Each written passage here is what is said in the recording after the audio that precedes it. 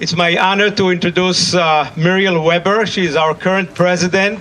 She's also a child of survivors, and it's a pleasure to have such great leadership within our organization. Muriel?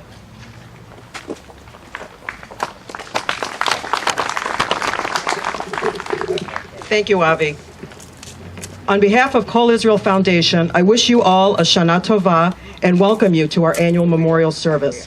Thank you to our memorial committee, our executive director, Hallie Dushan, and the team at Federation led by Debbie Klein for all the hard work in putting this event together. I especially want to recognize Mark Frank for his personal efforts in securing this important historical recognition for our monument. When the founders of Kol Israel conceived of this monument, they worked hard, made plans, raised money to provide a proper memorial for the countless parents, siblings, and other loved ones who perished. They performed the holy task of providing a proper place of burial for just a few of the ashes, the remains of what had been a dynamic Jewish presence in Europe for centuries. In so doing, the founders left all of us a legacy. Over the past nearly 60 years, Kol Israel has grown and evolved.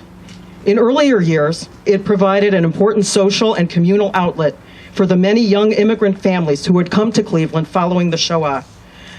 They came in many cases virtually alone, not speaking English, and with limited job prospects. Yet they had the faith and perseverance to start their lives over and create new families, many of whom are here with us today. They started businesses, built a community, and were able to provide meaningful support to the fledgling state of Israel. Today, Kol Israel stands strongly and looks forward to building on that legacy.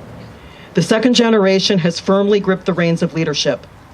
We have done some strategic planning and are actively working on a development plan to ensure our sustainability into the future. We have developed an exciting community Holocaust education program featuring video survivor testimonies presented by their adult children and grandchildren. We are actively engaging our third generation so that the legacy can live on. And I am happy to say the picnic is back.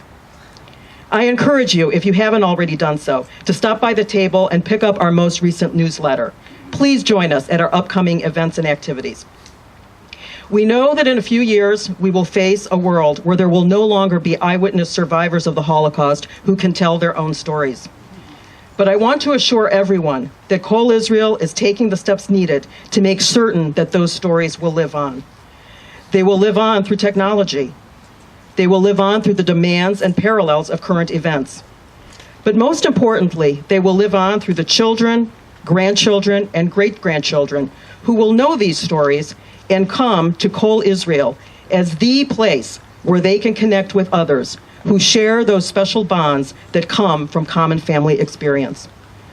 To all the survivors with us today, to those who have already left us, and to the grandparents, aunts, uncles, and cousins that we never knew, we promise we will never forget.